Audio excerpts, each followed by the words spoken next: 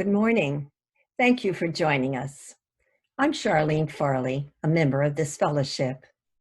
Our Unitarian Universalist Fellowship on the Emerald Coast will continue to stream its Sunday services at 10 a.m. until we're able to gather again in our own sanctuary. This morning, we are fortunate to have Reverend Meg Barnhouse, Senior Minister at the First U Church of Austin, as our guest speaker. Her sermon this morning was first streamed on March 15th of this year as part of the virtual services at the UU Church of Atlanta. Its title, Finding Gold in the Shadows, gives us valuable insights into how our early experiences in life can shape how we view other people's behaviors as either favorable or unfavorable. We now open our services with the lighting of the chalice, a symbol of our UU faith. Sacred Unknowing by Amy Carol Webb. We light this flame for the art of sacred unknowing, humbled by all that we cannot fathom in this time. We come into the presence of what we do know, perhaps the only thing we can ever know, that love is now and forever the only answer to everything and everyone in every moment.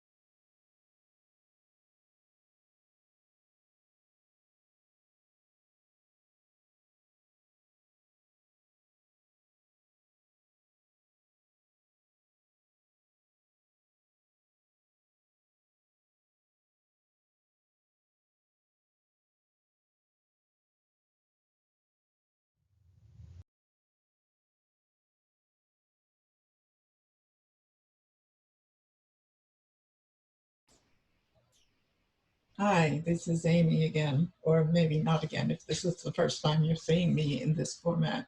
So I'm going to bring you a story today that's an older, not really old book, but I've had it a long time, and I really love it. And I think Pete the Cat has an awful lot to say to us about getting through some things that might happen to you that you might not like, but think about it in a positive way.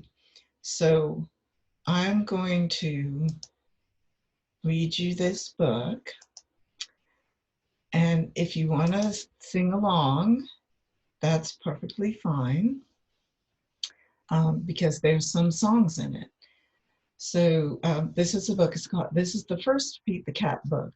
I Love My White Shoes. It's by Eric Litwin, and the drawings are by James Dean. And I believe Pete was James Dean's cat. And I found out about this at first because they were both students at Auburn, and so I knew a little bit about Auburn. So this is the story about Pete the cat. I love my white shoes.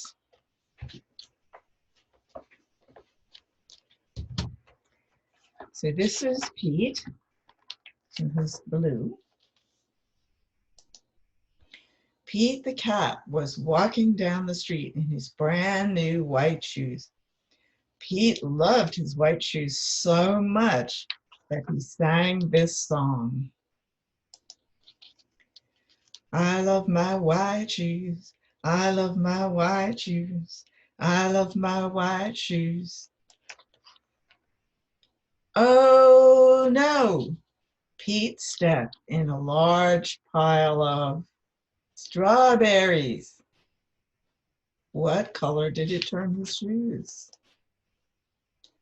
Red. Did Pete cry? Goodness, no. He kept walking along and singing his song. I love my red shoes. I love my red shoes. I love my red shoes. What do you think happens next? Pete stepped in a large pile of blueberries. What color did it turn his shoes? Blue. Did Pete cry? Goodness, no. He kept walking along and singing his song. I love my blue shoes. I love my blue shoes. I love my blue shoes. Oh no! Pete stepped in a large puddle of mud. What color did it turn his shoes this time? Brown. Did Pete cry? Goodness, no. He kept walking along and singing his song.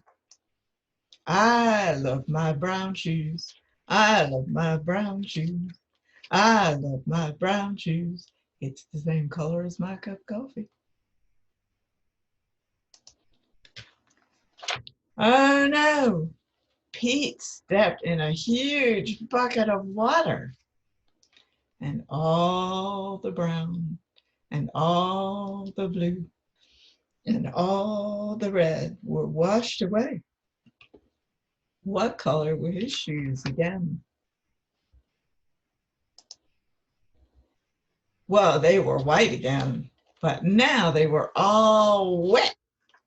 Did Pete cry? Goodness, no.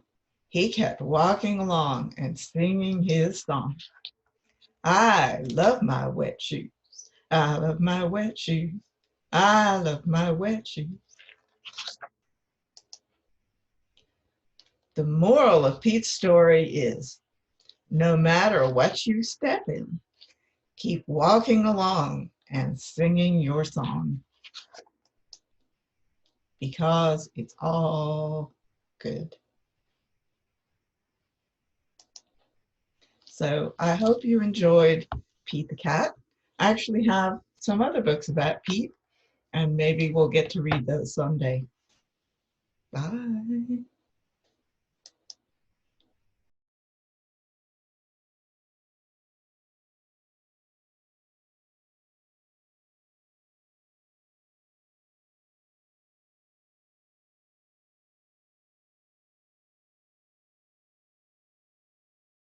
Hi, I'm Meg Barnhouse, and I want to greet you at the Unitarian Universalist Congregation of Atlanta from here in my sanctuary where I serve in Austin, Texas.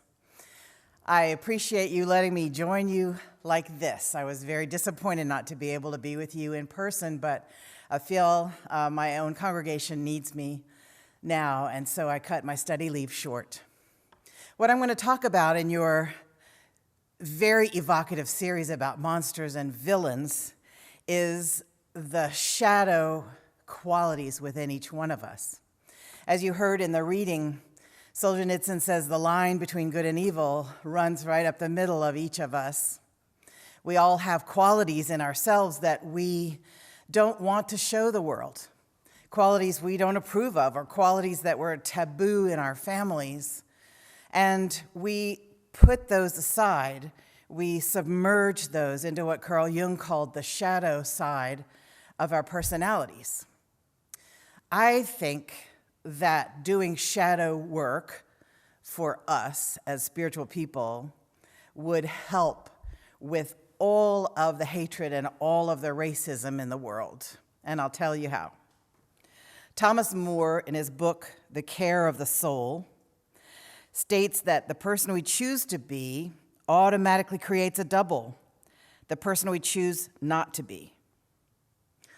We make choices about how we want to present our face to our family, to our friends, to our church members, to the world. And so we have a face like the other side of the moon that hardly ever gets to see the sun, and no one gets to see that face. Let me give you some examples. If in your family you were always supposed to be quiet, if your family valued quiet above all other things, you might push your festive and exuberant nature into your shadow. And so then what happens is it's very difficult for you to be around people who are exhibiting that quality. In other words, you may feel yourself surrounded by people who are too noisy, too loud. It might feel taboo to you, almost dangerous, for a person to be laughing raucously, or a person to be dressed colorfully, or a person to be speaking loudly or arguing. Whatever was not allowed for you gets pushed into your shadow and then feels dangerous when you're surrounded by it. Maybe if you're a person who was always supposed to be happy in your family, then all of your sorrows, your negative thoughts and feelings, your depressive qualities, if you will, which come and go in all of us, get pushed into the shadow. And so then it becomes very difficult for you to be around people who are negative or depressed. It feels dangerous. It feels like they're maybe sucking the life out of you, or they're going to get you all killed, because the authorities in your family wanted happiness and happy talk only. And so speaking about problems seems to be taboo. You can tell where I'm going with this, and you can go there yourself. This is how we do some shadow work. We begin to notice the things that really bother us in other people. And we just ask ourselves, might those things that really bother me in someone else be part of my own shadow? Might I not be interpreting this situation exactly correctly because some things from my alarm about keeping my shadow away from the normal give and take of a situation, might those things be distorting my perception? There is villainy in the world. There are monsters in the world. I'm not saying that if you are horrified at border guards treating people terribly in our camps on the border, or if you are horrified at someone treating a child terribly, that means that this is in your shadow. Some things are just horrifying. It doesn't mean they're in your shadow. But we do tend, as people, to project our shadow qualities on other people. And that might be part of the violence that's being done on the border Americans who identify as white often project qualities on darker-skinned Americans or refugees or asylum seekers and say, oh, they are dirty or they are diseased, whatever our leaders say. They are lazy or they're oversexed or in our country's history, there have been many, many groups, the Irish, the Italians, the African Americans, the Latinx people. We, white identifying Americans, have projected our shadow on those groups completely unfairly. And we're not the only ones that do it, but we're mainly the ones who are here this morning. So I'm talking to you and myself, those of us who identify as white. And even people of color have their own shadow that they can project on other groups.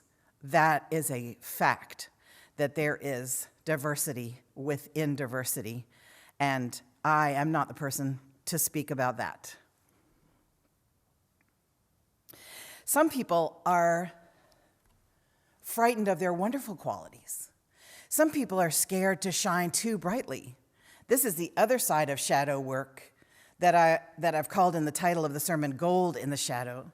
Sometimes you have heard too often not to stick out or not to stick up or not to be too good at something, or you've been punished for being too good at something, or you've heard what I hear as a Japanese proverb, but I have not heard that from a Japanese person.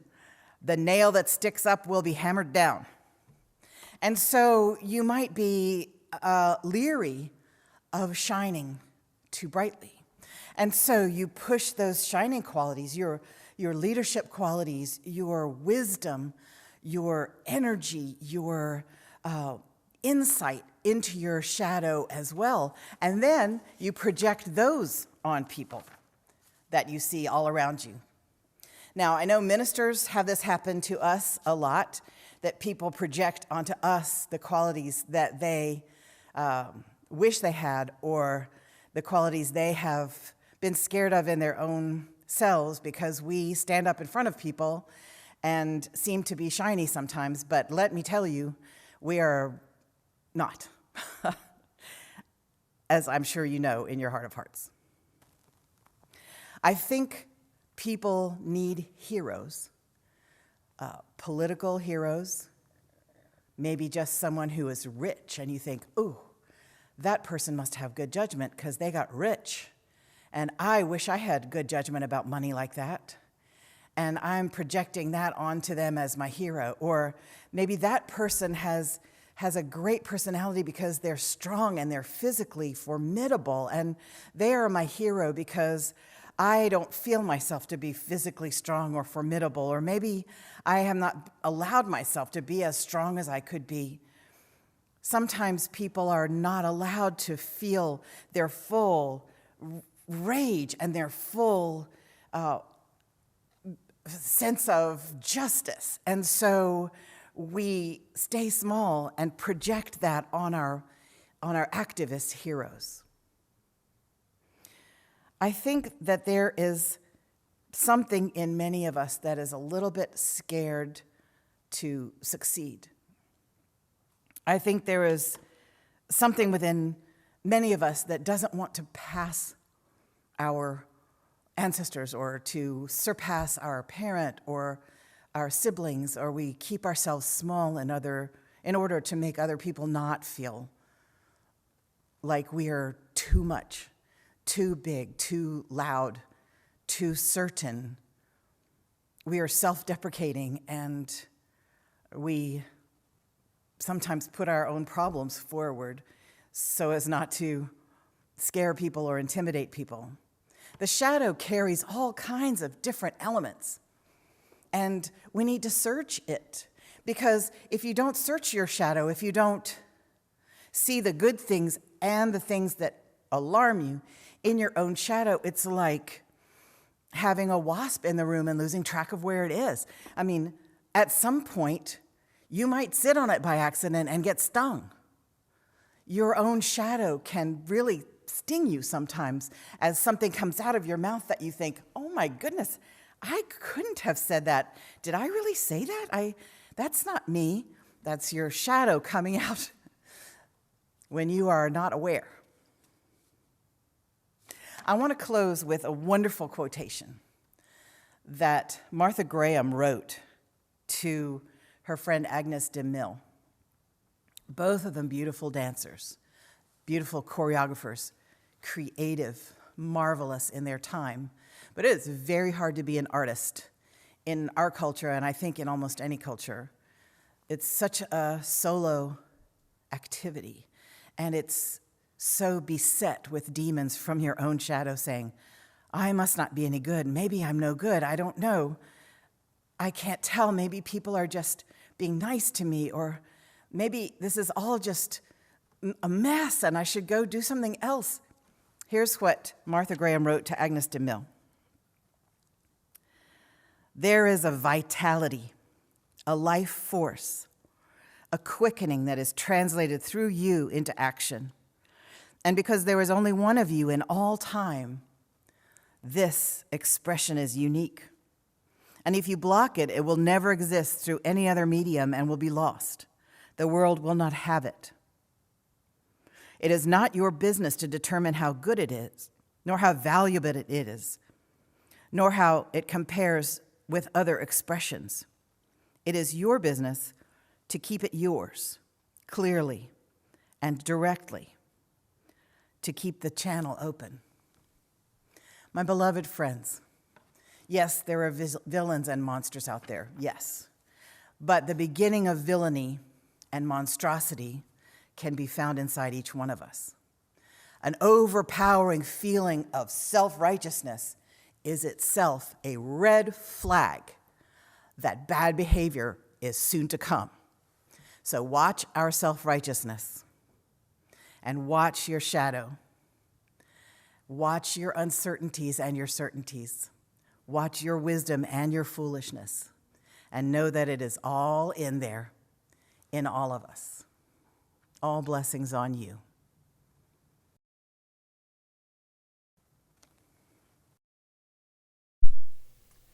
When we take fire from our chalice, it does not become less, it becomes more. And so we extinguish our chalice, but we take its light and warmth with us, multiplying their power by all of our lives and sharing it with the world.